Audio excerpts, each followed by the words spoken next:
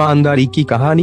ईमानदारी की कहानी। ईमानदारी ही सबसे बड़ा धन है। मुरारी लाल अपने गांव के सबसे बड़े चोरों में से एक था। मुरारी रोजाना जेब में चाकू डालकर रात को लोगों के घर में चोरी करने जाता।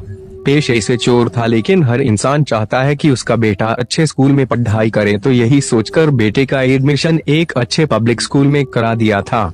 मुरारी का बेटा पढ़ाई में बहुत होशियार था, लेकिन पैसे के अभाव में 12वीं कक्षा के बाद नहीं पढ़ पाया। अब कई जगह नौकरी के लिए भी अप्लाई किया, लेकिन कोई उसे नौकरी पर नहीं रखता था। एक तो चोर का बेटा, ऊपर से केवल 12वीं पास, तो कोई नौकरी पर नहीं रखता था। अब बेचारा बेरोजगार की तरह ही दिन रात घर पर ही पड़ा रहता।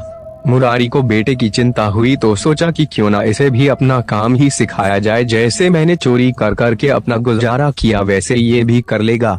यही सोचकर मुरारी एक दिन बेटे को अपने साथ लेकर गया।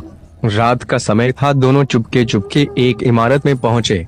इमारत में कई कमरे थे, सभी कमरों में रोशनी थी। देखकर लग रहा था कि किसी अमीर इंसान की हवेली है। मुरारी अपने बेटे से बोला, आज हम इस हवेली में चोरी करेंगे। मैंने यहाँ पहले भी कई बार चोरी की है और खूब माल भी मिलता है यहाँ। लेकिन बेटा लगातार हवेली के आगे लगी लाइट को ही देखे जा रहा था। मुरारी बोला, अब देर ना करो, जल्दी अंदर चलो, नहीं तो कोई देख लेगा।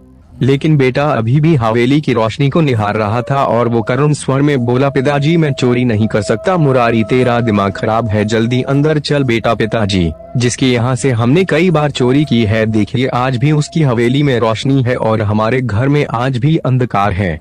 मेहनत और ईमानदारी की कमाई से उनका घर आज भी रोशन है और हमारे घर में पहले भी अंधकार था और आज भी मैं भी ईमानदारी और मेहनत से कमाई करूंगा और उस कमाई के दीपक से मेरे घर में भी रोशनी होगी।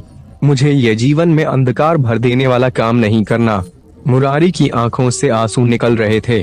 उसके बेटे की पढ़ाई आज सार्थक होती दिख रही थी। मित्रों, बेईमानी और चोरी से इंसान क्षण भर तो सुखी रह सकता है, लेकिन उसके जीवन में हमेशा के लिए पाप और अंधकार भर जाता है। हमेशा अपने काम को मेहनत और ईमानदारी से करें। बेईमानी की कमाई से बने पकवान भी ईमानदारी की सुखी रोटी के आगे फीके हैं। कुछ ऐसा काम करें कि आप समाज में सर उठा के चल